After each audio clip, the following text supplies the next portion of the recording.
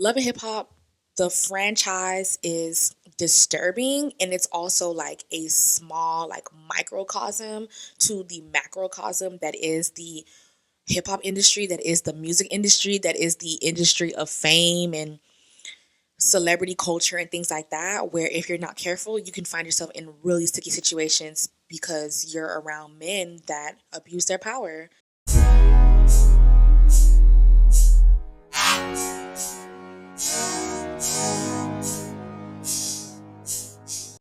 Hello, welcome and or welcome back to my channel. My name is Donna Cabra and I make space for radical bad bitch shit. If you're just like, I'm fucking with that, then you're in the right place. And if you're just like, I don't know what that means, stick around and find out. I haven't watched Love and Hip Hop in years because my vibration just doesn't go that low. And there's no shade to anyone who watches Love and Hip Hop because, honey, I used to watch Love and Hip Hop religiously. Okay? So, it's no shade or anything like that. And also, it's just not something that I want to consume. It just feels so toxically disturbing. I just want to do a deep dive and reflect on how, first of all, Love and Hip Hop, it does discuss love and it actually does discuss hip hop. There's a lot of people who are just like, oh my God, there's not even any hip hop and Love and Hip Hop. All the franchises have people who are genuinely in the hip hop game and genuinely make music.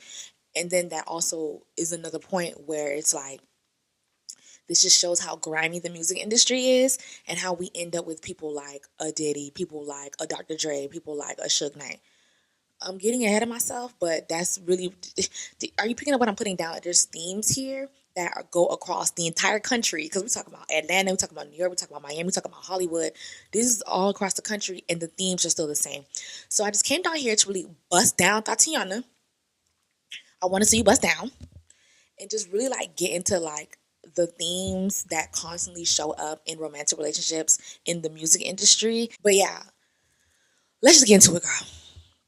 So before I drag her, I always like to look pretty before I read a bitch. Before I drag Love and Hip Hop, before I took on Love and Hip Hop, the franchise's wig, before I took on her wig, I didn't mean to pull it off. I didn't want to pull it off. I just wanted to shift it a little bit. I felt the need to tug on her wig. I did not try to pull it off. I did not want to pull it off.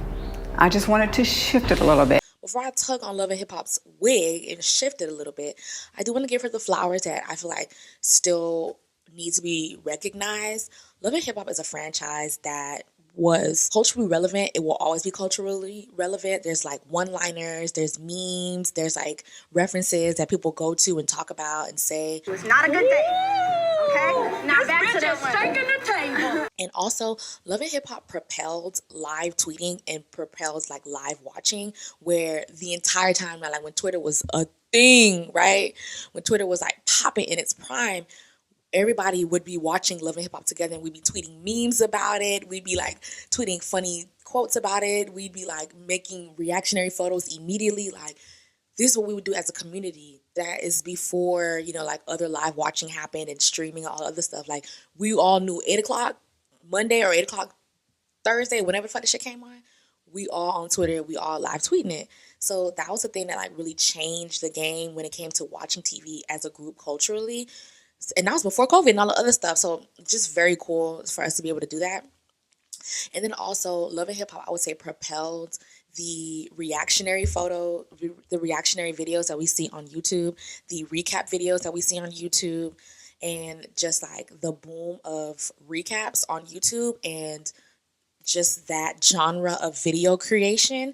Love and Hip Hop definitely, I feel like, is like one of the catalysts of that. Also, I would say Real Housewives as well, specifically Real Housewives of Atlanta, I would say is the one that did that. And I would say Love and Hip Hop, the franchise, is very similarly related to Love and Hip Hop Atlanta in that way where it is culturally relevant. There are those memes that we see and we know where they're from. There are those one-liners that people just say and reference when it's a certain situation. You feel me? Like, it's in different areas. Like, oh my God. Oh my God. I can't. Did you see this? This is not something they made. This is some professional, like, and this is in different areas. What the? It's in different areas the way that Love and Hip Hop was. You feel me? Like, she was a thing for real. It's in different areas.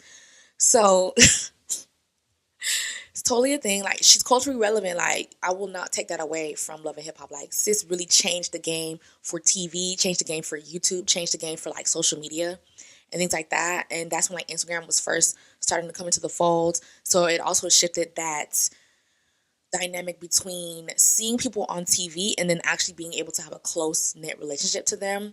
I feel like Love and Hip Hop is also another way that we were able to get the influencer, because you see the people on TV and you want to know more about them. Like, they're like pseudo celebrities, right? But then we're also able to follow them on Instagram and we're able to like interact with their photos. We're also able to like support the things that they got going on because we see them on TV and we feel like we have some type of relationship to them. So yeah, like Love and Hip Hop was definitely, like, yeah. And I did relate her to the Real Housewives like franchise. Love and Hip Hop is not as dimensional as that. Not to drag too much, but she genuinely is not. Like, after a while, it was very predictable, and the Love and Hip Hop franchise didn't last like in its peak and prime as long as the Real Housewives franchises did, and that's because the formula was just too predictable, and there was no growth in the characters. I say that because the characters that, I'm not even going to call them characters, the people that are on Love and Hip Hop, the seasons that they're in today, whether that's like the Miami season, the Atlanta season, the New York season, the Hollywood season, I'm not sure if they're even doing Hollywood anymore, whatever, but like they're going through the exact same things that they were going through season 1 and season 2. There's no growth, there's no development, there's no like self realization that happened within these people where there's some type of like arc and peak, and then eventually they like go to the next level or move over. Like, anyone who is still on Love and Hip Hop right now is going through the exact same thing that they were going through season 1 and season 2. So that's not cute. Like, where's the growth? Grow up. But yeah, I just want to say, like, Love and Hip Hop showed abortions and pregnancy tests, blended families, parent-child dynamics, infidelity, queer people, drug usage, and the griminess in the music industry. So that was very eye-opening for me. I learned so many lessons by watching this show. And, it's not the traditional lessons that we think where it's just like, this is how you pay bills, or this is how, you find a great career, even though like you could find a great career if you follow some of these people's paths. I think about Cardi B, I think about Jocelyn Hernandez, but the lessons that I learned specifically in this show is, first of all, no man take me for idiot. And it's not just Love and Hip Hop alone, but Love and Hip Hop definitely like put it into a real life perspective. This show definitely was just like, don't let no man treat you like crap. Let's get into it. I feel like Love and Hip Hop is a case study of toxic masculinity and the bowels of patriarchy. Like, if you think about the worst of the worst of the worst when it comes to patriarchy, you can definitely find those symptoms on Love and Hip Hop. Like, it's just disturbingly toxic, where it's just like unbelievably toxic. Like, if you normalize these behaviors and the things that, the patterns that show up in the show, you're just like, oh yeah, blah, blah, blah. But like, no, this is not normal. This should not be normalized. There's something on this show where it's just like, what is going on? And I do understand this is the reality of some people. This is a reality of, I guess, a lot of people. And also just like, let's change that, please. Because the stuff that these people are going through on this TV show is just like, how do you sleep? How does your food digest properly when you're going through such chaotic stuff? Like, it's just so horrible.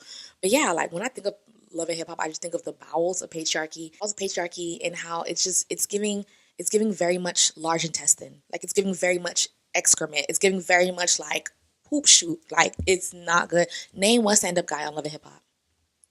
Any of the franchises. Name one stand-up guy on Love and Hip Hop. I'll wait. Didn't think you would. No, there is nothing. There's nothing there. There's no one there. I was going through like, when doing my research and like looking up photos, because I got so much photos and like video and like B-roll to go along with this video, and I'm like looking up all the different people that's on the show, and I'm like, dang, I'm like all the different men, and I'm like, none of these men are stand-up guys. None of these men are anything to write home about. Like, none of these men are like something where you're just like, yes, like that's him for real.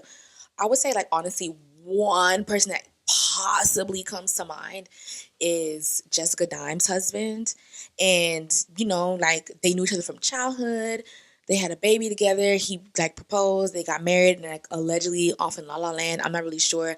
I know they were on some other shows like moving forward past Love and Hip Hop. I didn't really keep up with those, so I don't know. Please don't nail me to the cross if he is not a stand up guy. And I'm not even saying he's a stand up guy, but I'm just saying like if you had to squeeze out any type of nutrient from the large intestine that is Love and Hip Hop, I guess Jessica Diane's husband would be, I guess, who I could name. I don't know, girl. But yeah, it's just a mess. It's just a mess. I also do want to say before I start tugging on her wig that production does play a role in the trauma and the toxicity that comes with Love and Hip Hop and the expectation that comes with Love and Hip Hop of just being extremely toxic. Mona Scott Young is the executive producer, and I heard she paying them like $1,000 an episode. Like, girl, what's going on? Like, I'm pretty sure the heavy hitters that have been there for a while are getting paid more than that. But for the people who like are still main cast members, allegedly, please don't sue me, Mona Scott. Allegedly, they were getting paid like $1,000 an episode. If they getting paid $1,000 an episode and it's like 20 episodes, $20,000, like that's fucking crazy as hell. This is a part-time job, and $20,000 for a part-time job, that's still a joke. Like, baby, inflation is high, and we are hungry. Okay, then go on, buddy. Just to wrap this up before I really start getting into like the specific situations and couplings and like dynamics and relationships that's going on, I do just want to state that the behavior of the men and women is disturbing. And though I am talking about toxic masculinity by way of patriarchy, women can participate in toxic masculinity too. Women can uphold toxic masculinity as well. It's tired. It's tired. It's late.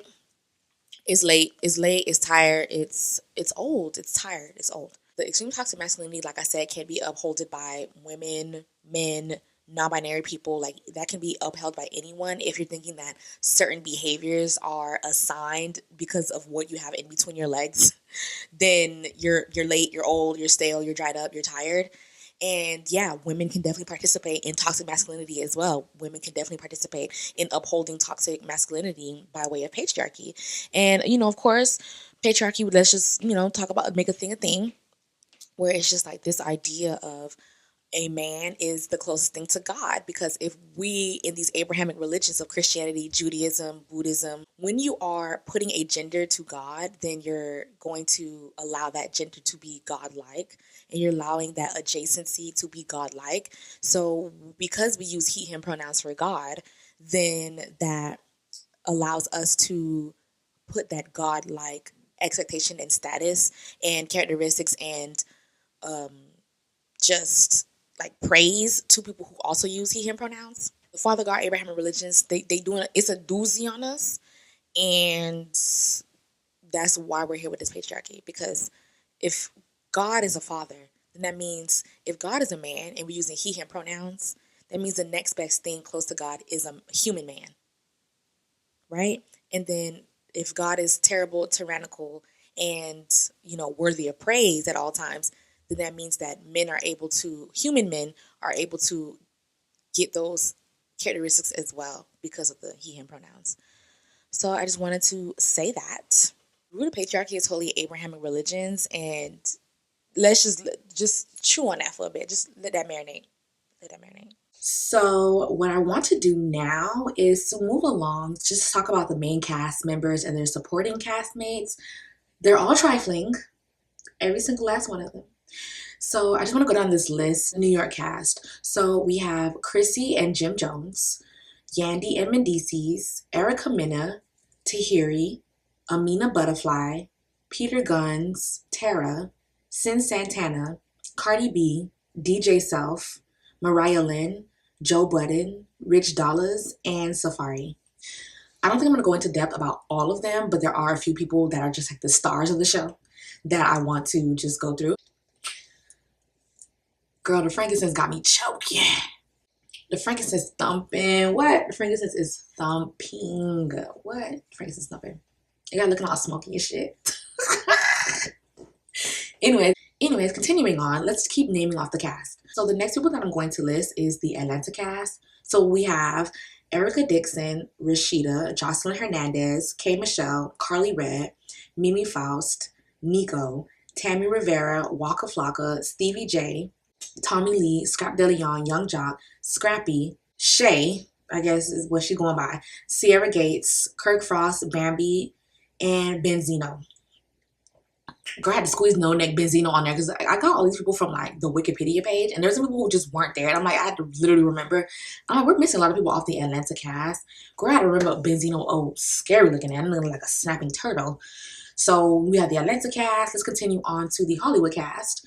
So we have Tierra Marie, Monique Slaughter, April Jones, Hazel E., Ray J, Lil Fizz, Mickey Baby, Omarion, Soulja Boy, Masika Kalisha, Fetty Wap, Princess Love, Keisha Cole, Lyrica Anderson, Brooke Valentine, and Lil Brandy. The Miami cast. So we have Trina, Prince, Amara La Negra, Gunplay, Veronica Vega, Bobby Lights, Trick Daddy, Jojo Zarur, Prima Donna, Sukiyana Briscoe, Florence El Luce, and Marlon Duray. Oh, also Saucy Santana and Tip Drill. I just wanted to talk about just a few themes that showed up in this all across the entire franchise, and then talk specifically about the people that related to the themes that I'm talking about. So let's buckle the hell in. This is gonna be a long ass video. This video finna be long as fuck. Okay, this is gonna be a long video, and that's okay. We got time. Sit down and grab you something to either eat, drink, turn up. You feel me? Let's get into it, shall we? All of the women that I listed are in the presence of men that are either already or trying to take advantage of them. So all of the women that I listed are in some type of proximity to a man who is taking advantage of them. Like, yeah. So the men brought on women, like the men that brought on the women, they are promising them like a career. They're promising them some type of success in the music industry, and or they are promising them like monogamy, like some type of romantic relationship, partnership in that way. So there's some type of promise there that's like being dangled in front of them, because you're either dangling a career in front of them or you're dangling like some type of like, I guess like what, marriage ring in front of them, where it's like, oh, we're gonna be monogamous, and the end goal of monogamous dating is marriage, right? Family, yeah, like just you and me against the world, like yeah, that's so reasonable and realistic. So the men are doing that. Men and women, what I will say is like the men and women are in cycles of survival mode. And I said that because like a lot of them are like housing insecure. A lot of them are like addicted to substances, whether it's alcohol or drugs and things like that. They're getting into physical altercations. They're like OD sexually just like driven. Like most of their decisions, most of the way that they're making moves is just by like sex and being in like sexual relationships. That's all very like survival mode, like foundational chakra energy and stuff like that, where like it's like, ooh, you need to like meditate, girl, or like, ooh, you need to like put your feet in some dirt, baby, because the energy there is like the foundation is just very unstable for a majority of these people. And that's no tea, no shade, because we all go through things. Life is up and down. Like everything is going to be perfect all the time. Sometimes you housing maybe a little insecure. I mean, your money might be a little funny. You feel me? But it's just like, damn, literally like a majority of these people are going through that foundational stuff where it's just like, damn, the basic necessities are not being met. And that's already a recipe for disaster, because just like, first of all, my frankincense stumping. What? It's gonna clear out soon, but yeah, frankincense is stumping. Whatever, girl. Yeah, like the self-esteem, the self-worth, and things like that. Like that all also ties into your grounding chakra and things like that. Because if certain other things aren't being met, the self-esteem is just like, it's either the self-esteem is just a little bit more vulnerable when you aren't getting those basic needs met. It doesn't mean you don't have any. It doesn't mean that it's impossible for you to have self-esteem when you are dealing with homelessness. It's not saying that you don't have high self-esteem if you're trying to figure out what you're going to eat in the next 7 days. It just means that you're just a little bit more vulnerable to be in situations that probably aren't the best for you. The kind of people that I want to say that are like that are Erica Mena, Rich Dollars, Safari, Tahiri and Joe Budden. And then also I just want to say, like, I'm not only saying that these people are like not grounded. What I'm saying is like this dynamic can be seen throughout these couplings, because they're either being promised a career in the music industry or they're being promised a monogamous relationship, or both. Amina Butterfly with Peter Guns, and then also Tara Cardi B with DJ Self, Mariah Lynn with DJ Self. Who else? Stevie J with multiple women. You know, Stevie J brought on Jocelyn Hernandez. Stevie J brought in Estelita. Stevie J brought in the other girl who had the tattoos all over with the braces and stuff like that. I forgot his name, but I'm probably gonna find a fake photo and put her in there. So like Stevie J had multiple women. I'm like, damn, Stevie J, you too grown to be like on such a low level of stuff. But then also Stevie J was like housing insecure, bouncing around, staying at Mimi house, staying at this person's house, staying in the studio, all of this stuff. Because like you aren't learning your lessons of like that foundational need of being a human being. Let me not hold on. We're gonna get there. We're gonna get there. Also like Trina and her manager, like him bringing her on and then like eventually like duping her and pulling the wool over her eyes and like stealing money and shit. It's so fucked up.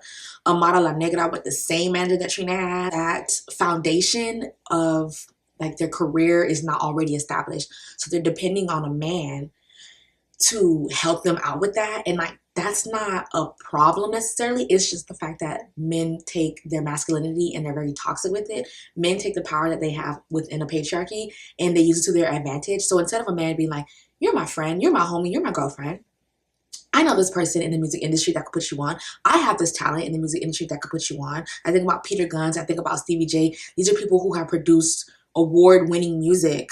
And instead of them being like genuine in that help, they're dangling it in front of you in order for them to get sex out of these people, in order for them to get money out of these people, in order for them to get like some type of power over someone. And it reminds me a lot of P. Diddy. It reminds me a lot of Dr. Dre. It reminds me a lot of Suge Knight. It reminds me a lot of Birdman and Drake. So it reminds me of all these people. Well, these are just a few examples of men in the industry who have power, and it's like a boys club where it's just like the only way you're going to get in and the only way you're going to be able to succeed is either by being a part of the boys club. So you're a man that doesn't mind degenerate behavior and being quiet about that degenerate behavior and participating in the degenerate behavior, or you don't mind being in close proximity to a man who has degenerate behavior.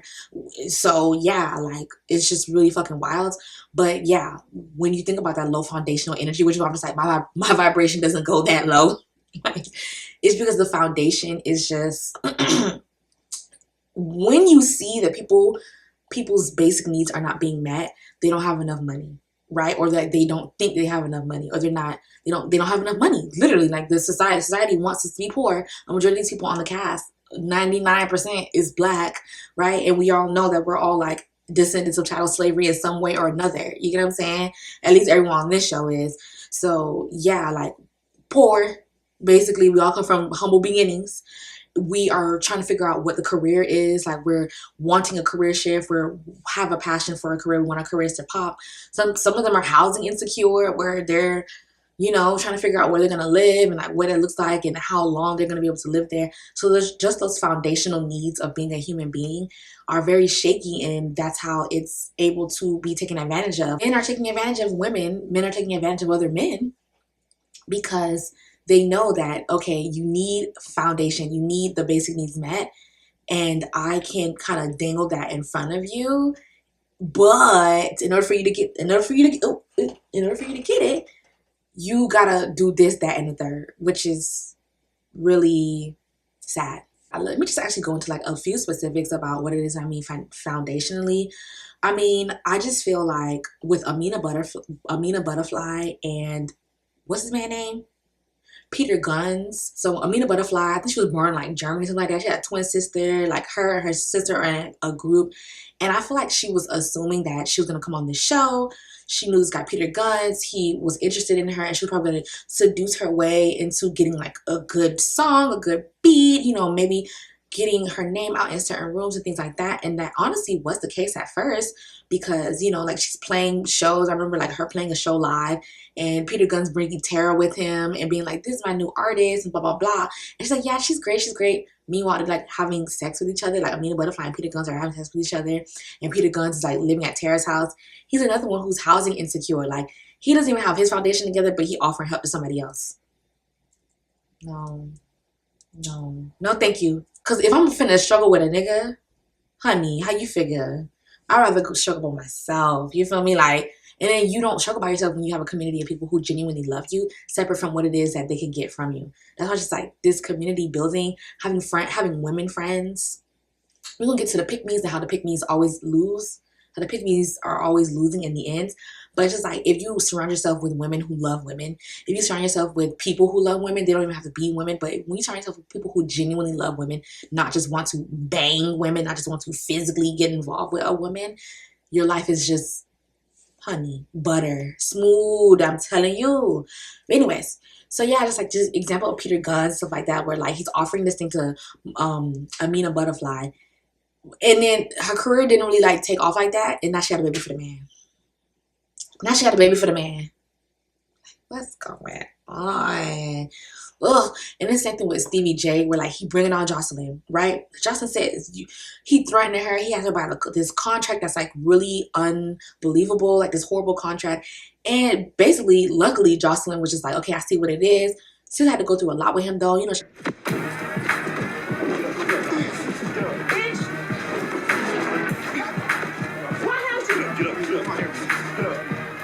had like an abortion on TV. Well, she had a pregnancy test and like explained how she had an abortion on TV.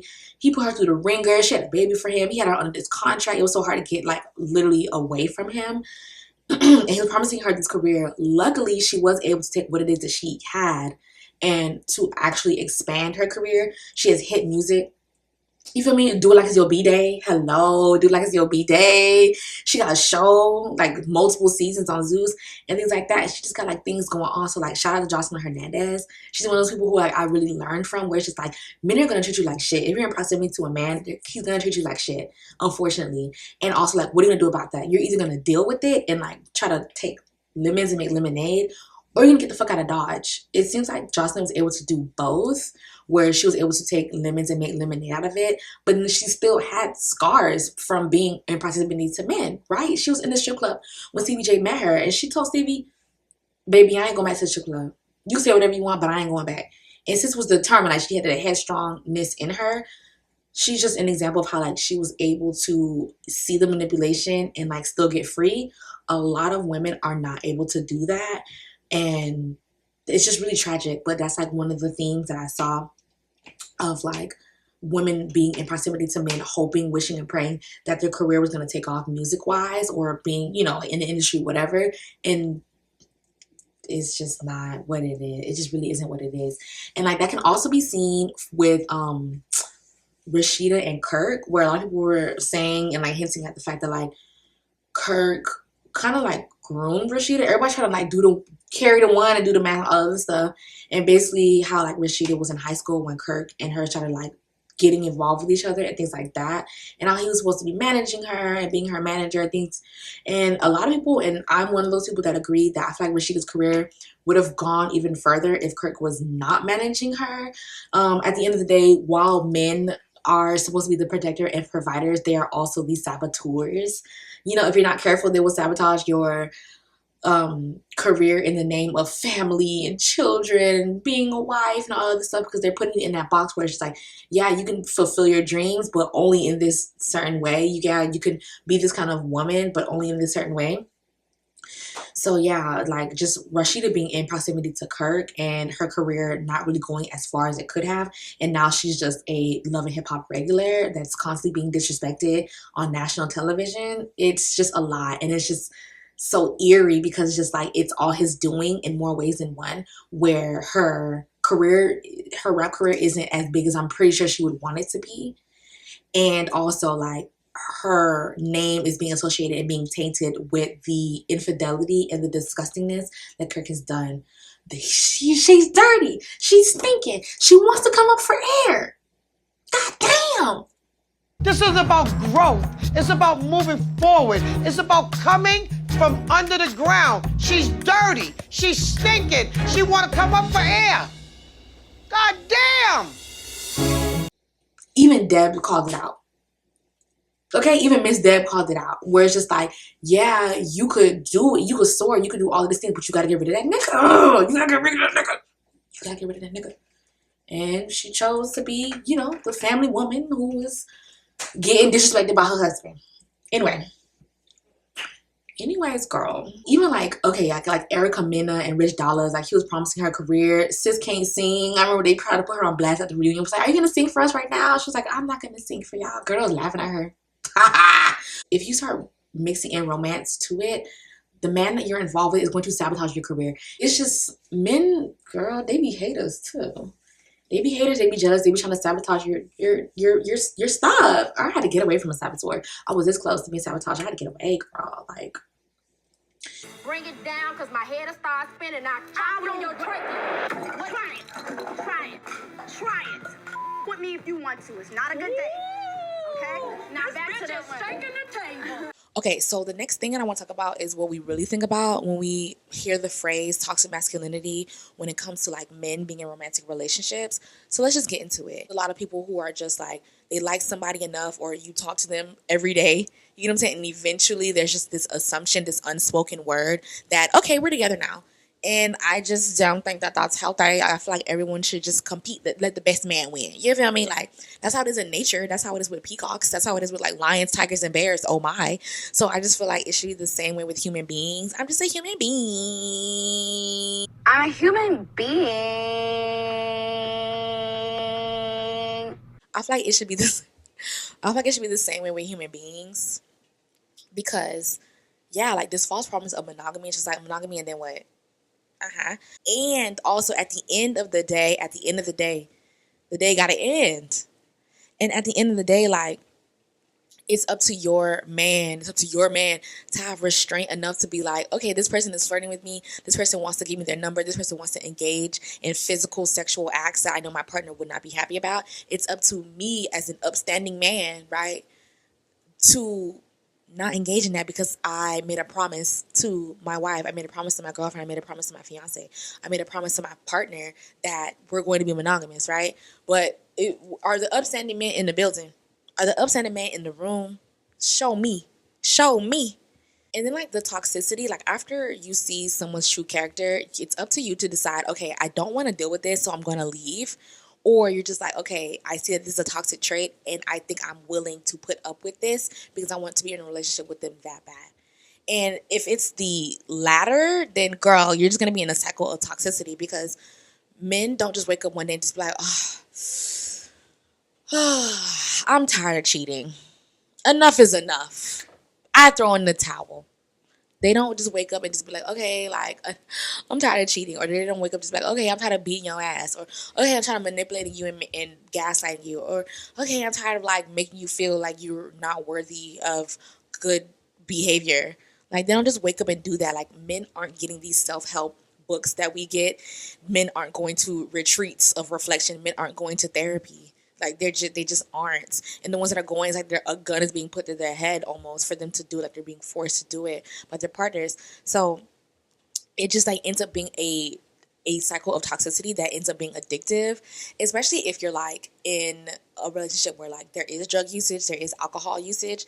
There's just like this cycle of just like, oh my God, it's like a rush. It's a little bit fun where it's just like, oh, I'm hiding in the trunk of my boyfriend's car. Let's see if he's going to go to this girl's house, right? Or like, you're just like, oh, I'm going to go through his phone while he's sleeping. Like, let's see what's going on. It's kind of almost like a rush in the same way you can get a rush from like doing drugs or drinking or whatever. But then also it's so fucking toxic, bro. Like, is it worth it?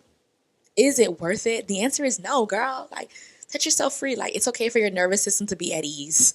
It's okay for you to like get sleep and like to wake up and just be like, no one's disrespecting me and go back to sleep. You know what I'm saying? Like, it's that's okay for us to just have a eased nervous system, a eased endocrine system. Like, hormones be through the roof. You thinking it's the fucking food you eating? It's that nigga. Like, it's that nigga. Got you breaking out and shit, girl. Wait, food can't digest.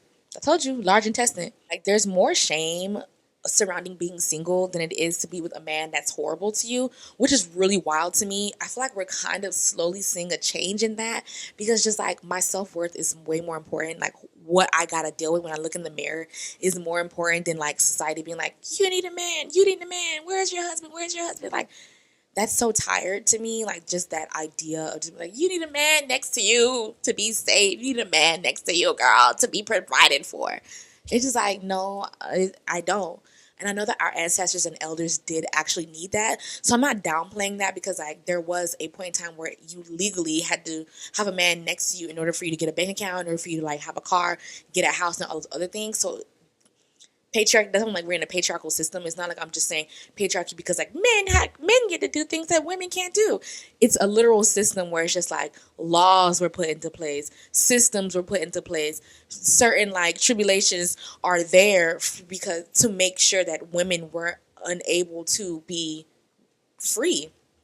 So yeah, I'm not just saying like, oh, I'm a feminist, hear me roar. Like these are systems that were put into place where like it just became legal for women to have a bank account without a man signing for her and supporting her like 50 something years ago. Like, yeah, that's just fucking crazy. Just being single is better than being with an awful man because you flourish.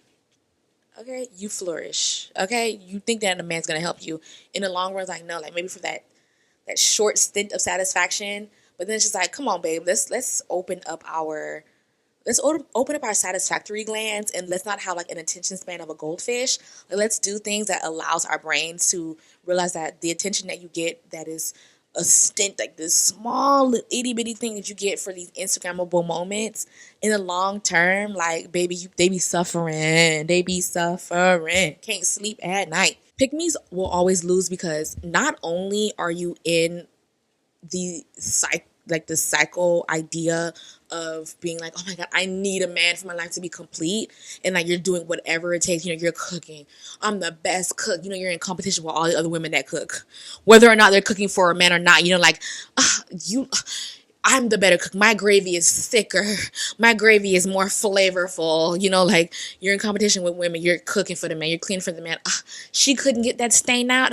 I use bleach and vinegar. Like I can clean better. Oh my God, I can scrub your toilet better. Like she's not clean. I'm cleaner than her. Oh my God, her vagina doesn't taste like pineapples and grapes and sushi and tacos and chimichurri. Like my vagina tastes like candy corn and my vagina tastes like unicorns. Like when you're a pick-me, you're constantly in competition with women to just like grapple for a man, and you end up losing in the end because at the end of the day you're putting the ball in the man's court and you're letting him choose and make the decision, and you already a loser. When you can't make your own decisions and you aren't in control of your future. Like you got a man choosing whether or not he's gonna wants to be with you. Girl, we're not on a dating show, okay? This is weird, okay? So that you're in competition with women and you're putting the ball in the man's court, and then also you're making an enemy out of other women instead of being in community with them, because if you're in community with women then you're able to share and compare notes. This reminds me a lot of Serena and Cordell on Love Island USA the season that just came, season 6, and how instead of her being like enemies with the girl Daya, they came together, compared notes, and realized, okay, he lying about this, he lying about that. Oh, this is true. Oh, he told me that same thing as well. Oh, he said he was going to do this with me. Oh, he did that with me as well. Oh, he kissed me like this. He held my hand like that. And then you get to sift through. At least you have some type of arsenal where you are going to go into the battle that is dating cishet men. So instead of like being in competition with women, it's just like being community instead. Not competition, community. Not competition, community. Because you get to like compare notes. You get to see, is he playing both of us? Is he being honest? Because I don't think there's anything wrong with like dating multiple people. And also I just feel like when you are promising the same exact things to multiple people, that's when there's a problem. When you aren't being honest, then that is when it's a problem. And the only way you'll know if someone is being honest to the both of y'all is if you come together and share notes. So it's just like pick-me's always lose because pick-me's never see the fault in the man. They're always blaming the woman. She came and she was wearing that short skirt and she should have known that he was a married man, and she should have known. Then blah, blah, blah. She should have saw his ring. And it's just like, you don't know what this man was telling this person. You don't know what the conversation was. He could have been promising to leave your dumb ass. You know what I'm saying? So like, instead of being in competition with other women that you feel like is a threat, look inside and be like, why do I feel like this person is a threat? Do I feel like I am worthy enough to be single and like still feel myself?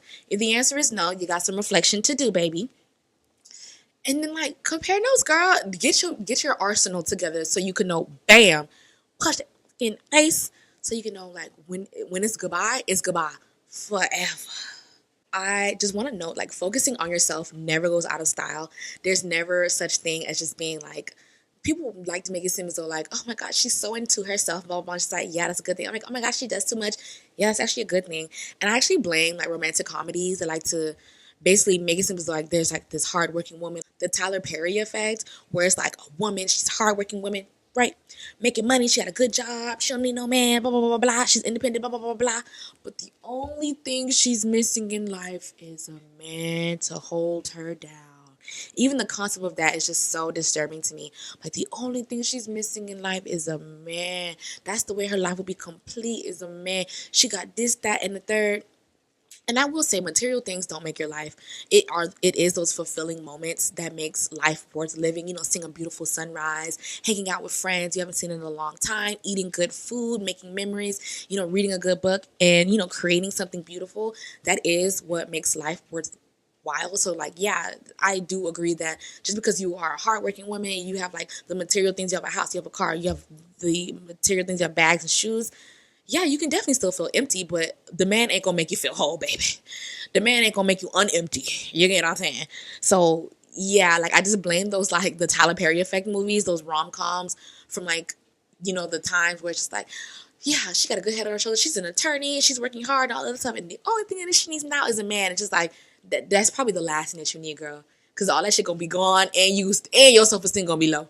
You know what I'm saying? The man gonna leave you dusted, busted, musty, and you gonna be feeling insecure. You're gonna be like, damn, like, what the fuck? Like, what's wrong with me? Girl, I am rambling. I will say is like people on Love and Hip Hop that show this is like Yandy and Mendices. You know, like Yandy was like very much like anti Mendices' first baby mom or whatever. Yandy and Mendices, Erica Dixon, and like literally everybody that Scrappy has ever been in contact with.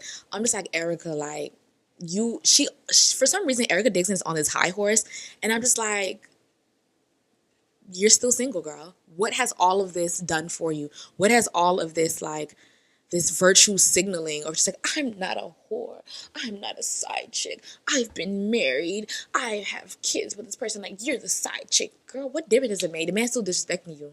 What does the title mean, girl?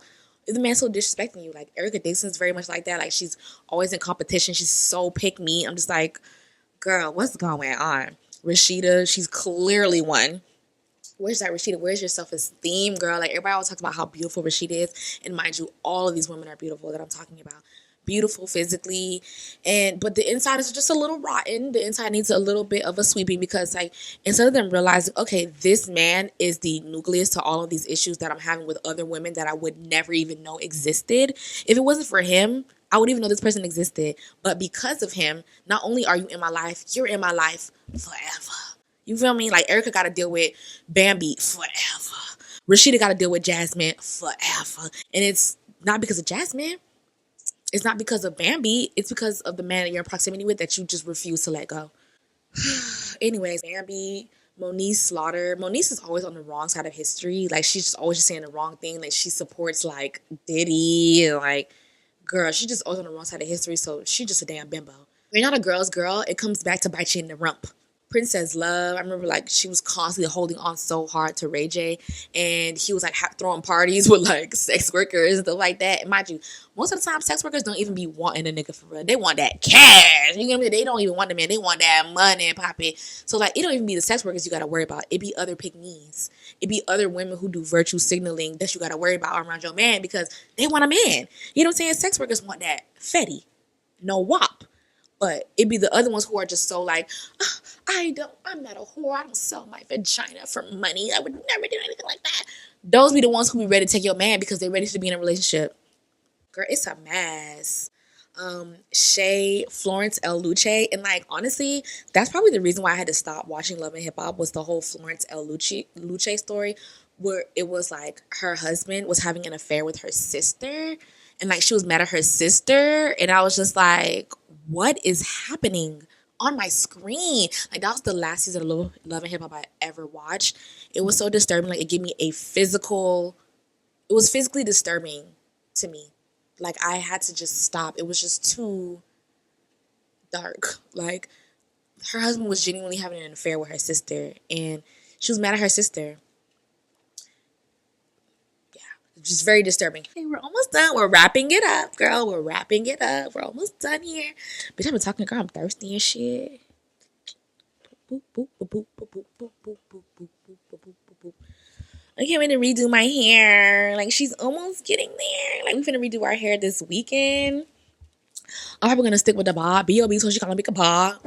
B.O.B. so she calling me bob. Like I'm probably gonna stick with the bob because I really like this. Like I like the weight of it. Like it's really light. You know, I can go to the beach and swim. It's no pressure. It's so pretty. It's still like hip. You know, it's new. You know, it's fun. It's fresh. It's funky. Okay. But yes, girl, I'm so excited to do my hair this weekend. Like, wow. My eyeliner is really brazy right now. Y'all like, I know y'all probably like, where this big going with this big ass eyeliner? I don't know. I want to try something different. I really like it though. It's cool. Girl, I'm gonna have to put on a little bit more gloss. I've been chatting. Girl, I had to eat. I had to eat, take a break. The camera was acting stupid. The computer acting dumb. So I'm just like, okay, you know what? Mercury retrograde is closing out with a bang. So I'm gonna go just eat and just shift things. I'm just like, you know what? Listen, girl, you ain't finna get me. You cannot trick me. But yeah, I just want to close out by saying that like toxic masculinity shows up in different ways and different levels. And there are, I would say, like smaller levels of toxic masculinity where you get the passive aggressiveness, the microaggressions, and things like that. And then it goes up higher when you're being like emotionally, mentally abused, or someone's constantly cheating on you or lying to you and manipulating you, and then like physical abuse and things like that. And also, I just want to amplify how Love and Hip Hop has really showed us how romantic partnerships can be muddled with business in the music industry, and that's how you end up with Dr. Dre, that's how you end up with P. Diddy, that's how you end up with Birdman and these other moguls and CEOs and these people who are on these higher positions of power, and they end up being very abusive, they end up being very toxic in that way because we kind of let the small stuff by. There has been a chain of events. There has been a chain of recollections and memories of how Diddy got to be exactly who he is. In that op-ed that was in the magazine, was I think it was Rolling Stone, the op-ed that went and kind of did a timeline on Diddy's behavior starting from when he was a young child and then in college and then after college and things like that. So there's trickles before the flood. We don't just end up with these crazy ass cases and these crazy ass circumstances by accident. When we let toxic masculinity just slide on by, then that's how you end up with the Diddy. That's how you end up with the Stevie J. These people who are extremely manipulative. They are fueled by like drugs. They're fueled by sex. They're fueled by like just greediness of money. So even though like they are able to reach these high accomplishments and things like that, their foundation of being like worthy enough of them having a good life and then having those that are around them to have a good life, it's like it's just wonky. So yeah, ultimately I just want to close out by saying like Love and Hip Hop, the franchise is disturbing, and it's also like a small like microcosm to the macrocosm that is the hip hop industry, that is the music industry, that is the industry of fame and celebrity culture and things like that, where if you're not careful, you can find yourself in really sticky situations because you're around men that abuse their power. The thing that I want to touch on also is the fact that like it's been assumed that the person that filed the lawsuit against Diddy, that was a Jane Doe. She, in the lawsuit, said that she was flued out to Diddy's home, to Diddy's studio, and she feels like she was drugged. Allegedly, she was drugged and she was sexually assaulted by Diddy and like some of his henchmen. But that's alleged to be like Tierra Marie. And I'm not trying to like really expose anything that hasn't already been like whispered. There's been whispers that has been the thing, and that Tierra Marie is the alleged Jane Doe.